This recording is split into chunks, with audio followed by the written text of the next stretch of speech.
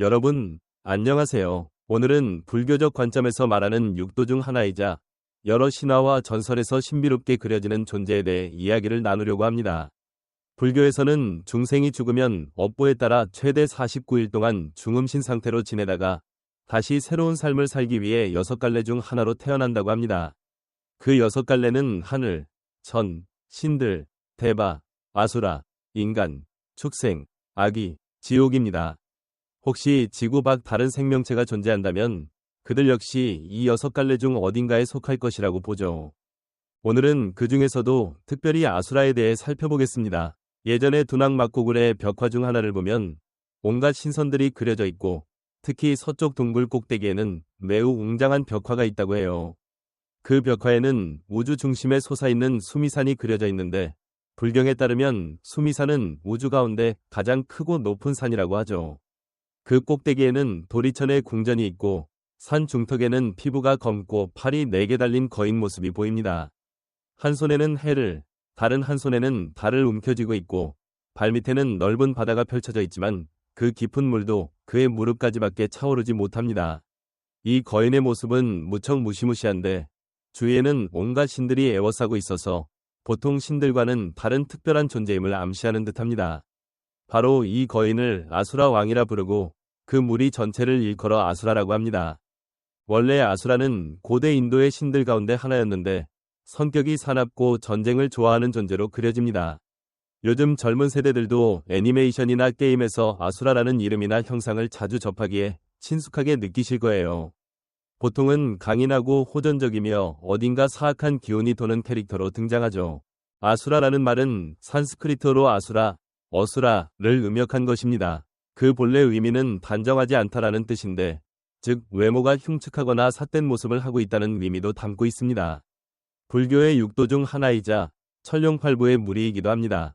재미있는 것은 이들을 신이라 하기엔 그 선행이 부족하고 용모가 귀신처럼 흉악하죠. 그렇다고 귀신이라고 하기엔 신통력이나 위력이 있어 일종의 신적인 측면을 지니고 있습니다.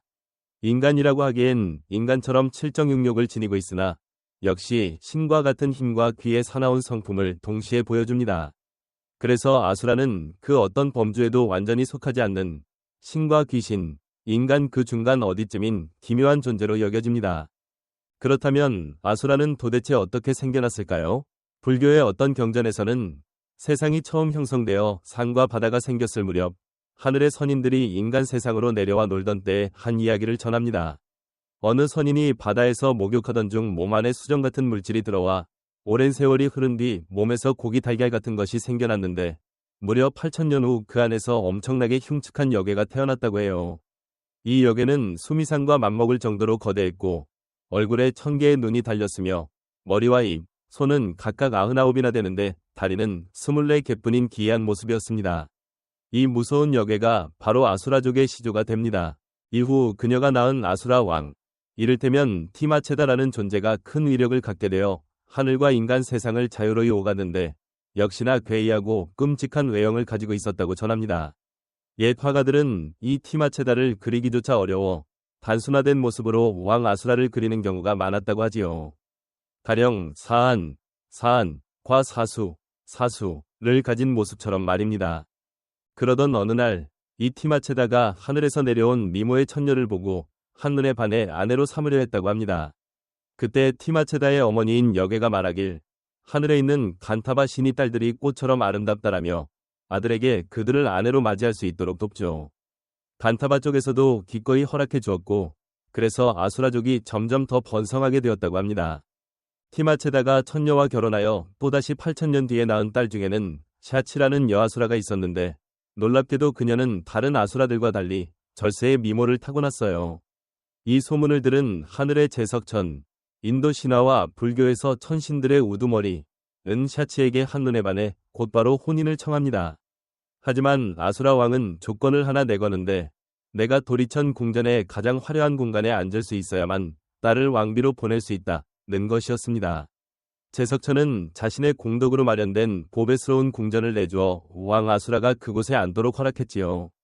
결국 아수라 왕은 딸을 제석천에게 시집 보내고 제석천도 그녀를 극진히 아낍니다. 하지만 이 행복은 오래가지 못했는데 샤치는 성격이 질투심이 강하고 다혈질이었기 때문입니다. 어느 날 샤치는 제석천이 다른 처녀들과 물놀이를 하는 광경을 보고 격분해 다섯야차에게 이 사실을 아버지에게 알리라고 시킵니다. 아수라족은 원체 오만하고 호전적이어서 왕 아수라는 그 말을 듣자마자 천개의 전쟁을 선포해버립니다. 그리하여 아수라와 천신들 사이에 벌어진 전투는 불교 전설 속에서 꽤나 유명한 전쟁으로 남았습니다. 이 전투에서 아수라 왕은 엄청난 병력을 끌고 수미산을 포위했지만 제석천이 부처님께서 일러주신 진언을 외자 하늘에서 칼바퀴 4개가 솟구쳐 나와 아수라 병사들을 무수히 베어버렸다고 합니다. 이로써 아수라족은 패주하게 되었고 그 뒤로도 아수라와 천신들은 기회만 생기면 전쟁을 벌이며 서로를 적대하게 되죠. 시간이 흐르면서 아수라족은 다시 세력이 커져 크게 4부족으로 나뉘게 됩니다. 각 부족을 대표하는 4명의 왕이 있었는데 예컨대 바이라, 용맹스러운 자, 라자이다, 천둥 같은 함성, 비마질타, 화환으로 상징되는 이, 라후라, 해와 달을 가리는 자 같은 존재들이었다고 전하죠. 특히 라후라는 해와 달의 빛을 가릴 수 있는 크나큰 손을 지녔다고 하는데 불교 이야기를 익히 들으신 분이라면 라후라라는 이름이 익숙하실 겁니다. 왜냐하면 부처님 10제자 중 한 사람인 라후라, 부처님 아들와의 이름이 같기 때문이죠. 그렇다면 부처님이 왜 아수라 왕의 이름을 자기 아들에게 붙였을까요? 이야기가 전해지길 이 아수라 왕 라후라는 예전에 부처님의 탑을 2손으로 지켜낸 적이 있었다고 합니다.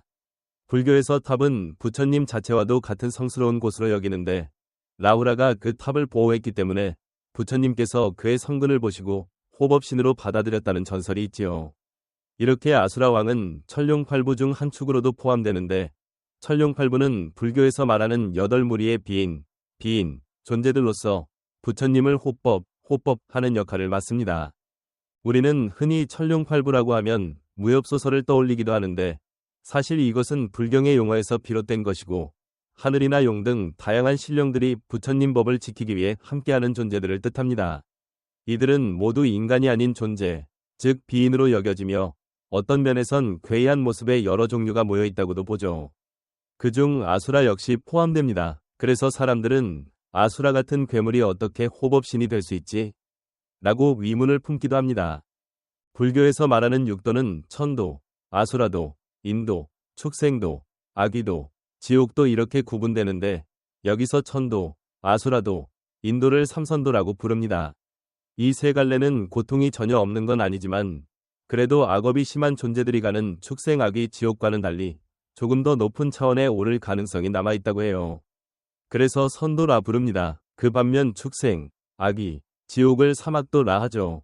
어떤 존재든 죽으면 이 육도 안을 돌며 계속 윤회를 거듭하게 된다고 합니다. 그 중에서도 하늘에 태어난 신들은 복이 두텁고 즐거움이 많아서 쉽게 해탈을 놓쳐버리곤 해요. 늘 쾌락에 빠져 수련이나 참된 깨달음을 등한시하기 때문이라고 하지요. 그래서 대부분은 결국 수명이 다하면 인간계 이하의 4갈래로 떨어진다고 합니다. 극히 일부만이 반성하고 또 돌을 닦아 위로 오를 수 있다고 해요. 아수라는 산스크리트어로 천, 하늘, 이 아니다라는 뜻 또한 포함하고 있어 이들을 비천이라고도 부릅니다. 천인과 비슷하게 호강을 누릴 수 있지만 천인이 가진 덕행이나 고귀함은 부족하지요. 이는 전생에 무언가 선행이 있었지만 동시에 교만하거나 질투심과 같은 흉악한 마음을 조금씩 품었기에 결국 아수라로 떨어졌다는 식으로 설명됩니다. 불교에서는 특히 질투심, 질투를 아주 경계하는데 아수라 이야기를 보면 그 점이 여러 번 강조되죠. 불교의 자비경에는 한 일화가 전해집니다. 아수라 왕의 전생이 가난한 나무꾼이었는데 강가에 살면서 늘 땔감을 팔아 근근히 생계를 이어갔다고 해요. 강물은 깊고 때론 거세게 흘러 몇 번이나 물에 휩쓸릴 뻔도 했으나 다행히 매번 목숨을 건졌다고 합니다. 어느 날 한 비구 스님, 실은 벽지불의 화신, 이 그 집 앞에 탁발을 왔는데 나무꾼은 너무나 기뻐하며 집안에 있던 음식을 다 내어 대접했다고 해요. 스님이 공양을 마친 뒤 바가지를 하늘로 던지자 그대로 허공으로 떠오르며 사라졌고 이를 본 나무꾼은 큰 감동을 받아 다음 생에는 나도 이 강을 쉽게 건널 수 있을 만큼 큰 키와 힘이 있으면 좋겠다 고 발언했다고 합니다. 그 결과 죽고 난 뒤 커다랗고 팔이 많으며 눈이 여러 개 달린 몸으로 태어나 하늘까지 넘겨다볼 수 있는 거대한 모습의 아수라가 되었다는 것이지요. 이 이야기가 사실인지 여부는 확인할 길이 없지만 적어도 한 가지를 시사합니다. 가난한 삶에도 불구하고 기쁜 마음으로 베풀 줄 아는 선업은 분명 큰 복을 가져오지만 그와 동시에 참된 계율이나 인내 등을 함께 닦지 못하면 아수라처럼 호전적이고 교만한 존재로 다시 태어날 수도 있다는 거예요. 결국 그 다음 생에는 또다시 전쟁을 일삼아 악업을 쌓다보면 축생악의 지옥으로 떨어질 가능성이 커지겠지요. 아까 말했듯 제석천이 처음 아수라 왕을 이겨서 그들을 물리친 뒤에도 세월이 지나 아수라족은 내부족으로 확대되었습니다. 그리고 이들이 다시 제석천과 충돌하는 일이 벌어지지요. 불교의 법구비유경에 따르면 어느 날 제석천이 또다시 어떤 미모의 아수라 여인을 보고 마음을 뺏겨 왕비로 삼으려 했는데 그 여인은 바로 라후라 왕의 딸이었다고 합니다. 이 아수라 공주는 입에서 나오는 숨결조차 어여쁜 꽃향기 같고 땀 냄새마저 백단향보다 더 그윽하며 피부는 옥처럼 투명하고 장밋빛 볼을 지녔다고 해요. 누구든 그녀를 보면 한없이 매혹되었을 정도라고 하죠. 제석천은 하늘의 음악신들을 시켜 노래와 예물을 보내며 청혼했지만 아수라 왕은 이를 못마땅해 하며 무력을 동원해 전쟁을 또 일으키려 했습니다. 제석천은 과거처럼 진언을 써서 아수라 병사를 무찌른 뒤 아수라 공주를 붙잡아 버리죠. 이에 라후라 왕 측에서 부처님의 제자인 제석천이 어찌 이리 강탈을 할 수 있냐며 항의하자 제석천도 스스로가 계율을 어겼음을 깨닫고 아수라 공주를 돌려주고 하늘의 감로수를 선물했다고 해요. 그러자 라후라 왕은 자신의 자존심을 내려놓고 공주를 제석천에게 보내며 자신도 부처님께 귀의하겠노라 맹세했고 이 일은 원만하게 마무리되었습니다. 그렇다면 이런 아수라 왕 라후라와 부처님 아들 라후라는 무슨 관련이 있을까요? 불교 전승에 따르면 부처님 아들 라후라의 전생 또한 한때 수행자였는데 좌선을 하던 중 쥐가 나무를 갉아먹는 시끄러운 소리 때문에 명상이 방해되자 그 쥐구멍을 엿새간 막아버렸다고 해요. 엿새 뒤에 그가 아차, 쥐구멍을 막아놨었지 하고 열어보니 그 쥐가 굶주려 거의 죽기 직전까지 됐으나 겨우 살아있었습니다. 이 업보로 인해서 부처님께서 아직 출가 전 왕자 시절에 부인에게서 잉태된 라후라는 무려 6년간 모태에 머물다가 태어났다고 설명하지요. 마치 쥐구멍을 6일 동안 막아둔 것에 대한 과보라는 겁니다. 그리고 해가 가려진 때 월식에 태어나 가린다라는 의미의 라후라라는 이름을 붙였다고도 하는데 이는 곧 업장을 덮는다는 상징적인 의미라고 합니다. 다만 불교 전설에서 말하는 아수라 라후라와는 또 다릅니다. 본래 인도 브라만교, 힌두교, 전승에서는 아수라가 아예 신족 중 하나로 등장합니다. 오래된 인도 신화에서는 천신이든 아수라이든 모두가 창조신 브라흐마, 범천에게서 태어났으며 함께 수미산에 거주했다고 합니다. 그 수미산이 우주의 바다 저제 바다, 유해에 둘러싸여 있다고 여기는데 이 바다에는 신들이 영생할 수 있게 하는 감로수가 잠들어 있었다고 해요. 아수라와 다른 신들은 모두 이 감로수를 얻어 불사의 몸이 되길 원했고 그 때문에 늘 전쟁이 끊이지 않았습니다. 한 번은 서로 치열하게 싸우다가 창조신 브라흐마가 이제 그만하고 둘이 힘을 합쳐 바다를 휘저어 감로수를 얻어라. 그리고 똑같이 나누어 마셔라 라고 명을 내렸다고 전하죠. 그래서 아수라와 신들이 함께 바다를 휘젓자 정말 감로수가 솟아났는데 아수라 쪽이 먼저 손에 넣고 혼자 차지하려고 했다고 해요. 그러나 비슈누 신이 이를 막으려고 엄청난 미녀로 변신해 아수라들을 유혹, 감로수를 다시 빼앗아 신들에게 나눠줘버립니다. 문제는 그때 아수라 중 라후라라는 존재가 있었는데 그는 미녀로 변신한 비슈누에게 홀리지 않고 몰래 신들 사이에 끼어들어 감로수를 조금 마셔버렸다고 합니다. 이를 해와 달의 신이 발견하여 비슈누에게 알렸고 화가 난 비슈누가 당장 라후라의 머리를 베어버렸다고 해요.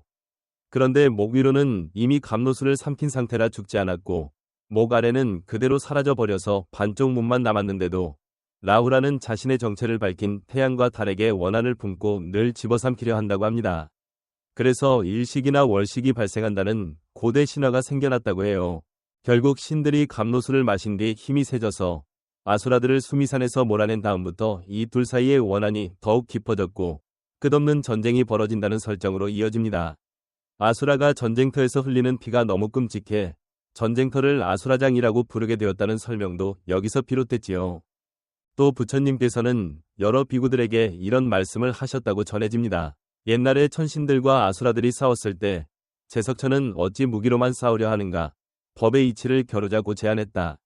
아수라 왕은 말로만은 승패를 어떻게 가리나 라며 위하했으나 제석천은 지혜로운 자들은 누가 옳고 그른지를 충분히 판단한다. 무로 사람을 해치기보다 서로 논의해보자고 말했지.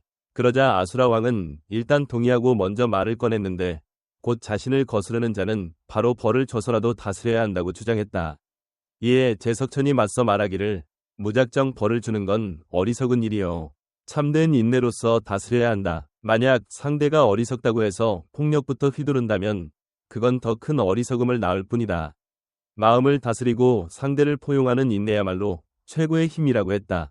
이런 식의 이야기가 전개되는데 결국 천신들의 말이 평화롭고 덕스럽다고 여긴 아수라 병사들이 스스로 물러났다는 일화입니다. 다른 일화도 있습니다. 천신들이 아수라에게 패퇴해 제석천이 보물 수레를 타고 주랭랑치다가 길에 새 둥지가 있는 걸 보고 아무리 급해도 저 새끼들을 다치게 할 순 없다. 고 돌아서면서 오히려 아수라군이 제석천이 일부러 이쪽으로 오는 건가? 덤비면 안 되겠다 해서 물러났다는 내용이 있지요. 이렇듯 전쟁이 일어나고 또 멈추기를 거듭하며 승리한 제석천은 어마어마하게 큰 정각을 짓고 기뻐하기도 했다고 전해집니다. 이 모든 이야기가 불경에 자세히 실려 있는데 그 결론 중 하나가 자비로운 마음을 품고 모든 중생을 보듬으라는 것이죠. 하지만 아수라 왕은 억눌린 분노가 풀리지 않아 언젠가는 다시 청계를 치겠노라 마음먹습니다. 그는 자기 휘하의 장군들과 온갖 아수라 무리를 결집해 수미산 밑에서부터 공격하려 하지요. 그러면 용왕인 난타, 반난타가 바다를 휘저어 홍수와 비바람을 일으키고 또 그렇게 결집된 용무리가 아수라를 맞아 싸우고 만약 안 되겠다 싶으면 그들이 귀신 무리에게 도움을 청하고 또 그것도 안 되면 사대천왕과 여러 천신들에게 도움을 청하는 식으로 계속 전투가 확산된다고 합니다. 결국 제석천에게까지 이 소식이 올라가면 제석천은 다시 다른 하늘왕들에게 지원을 구하고 양쪽이 끝장 대치를 벌이죠. 때로는 아수라가 패배해 포로가 되기도 하는데 포로가 되어 오중으로 결박된 몸 상태에서도 청계가 정말 멋지구나. 나도 여기서 살고 싶다라는 생각을 품으면 갑자기 포박이 느슨해지면서 오락이 펼쳐지고 다시 나는 내 궁전으로 돌아가야겠다고 마음먹으면 결박이 더욱 단단해지고 즐거움도 사라진다는 식의 묘사도 이어집니다. 그것이 마치 중생이 무명과 탐욕에 휘말려 스스로의 업으로 묶이는 비유라고 하죠. 이렇게 긴 이야기를 들어보시면 아수라라는 존재가 정말 신비로우면서도 모순적인 면을 가진다고 느껴지실 겁니다. 전생에 다소 선업을 쌓아 천신에 비견될 복락을 누리면서도 그 마음 한켠에 질투와 교만, 탐욕이나 분노로 인해 끝없이 다툼을 일으키고 스스로 구렁텅이에 빠지곤 하니까요. 그러니 불교에서는 아수라를 신도 아니고 귀도 아니면 인간도 아닌 경계에 놓인 중생이라고 말합니다. 하지만 그중 일부는 성근이 남아있어 부처님을 호위하는 호법신이 되기도 하고 혹은 부처님께 귀의 삼보를 지키는 역할을 맡기도 합니다. 이런 역동적인 측면이 아수라를 더욱 흥미로운 존재로 보이게 만들지 않나 싶습니다. 결국 불교에서 전하는 이 긴 설화는 현세에서 축적한 선업이 크더라도 마음을 바르게 다스리지 못하면 언제든 탐욕과 분노, 질투심에 끌려날 수 있다는 경계를 담고 있습니다. 한번 아수라가 되면 청계와 전쟁을 일으키다 또 패하고 다시 세력을 키웠다가 전쟁을 벌이는 식으로 끝없는 고통의 윤회를 반복하게 되니까요. 이런 면을 되돌아보면서 우리 모두가 일상 속에서도 인욕과 자비를 실천하고 교만이나 질투 같은 마음을 비우기 위해 부단히 노력해야 하지 않을까 생각해봅니다. 이상으로 불교의 전승과 인도 신화 곳곳에 등장하는 아수라에 대한 이야기를 쭉 풀어보았습니다. 내용이 길고 복잡했지만 핵심은 무엇을 향해 마음을 쓰는가가 곧 우리의 운명을 좌우한다는 것 아닐까요?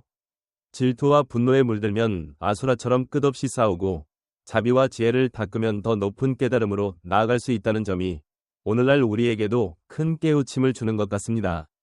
들어주셔서 고맙습니다. 오늘 영상이 도움이 되셨다면 구독과 좋아요 부탁드립니다. 끝까지 경청해주셔서 감사합니다.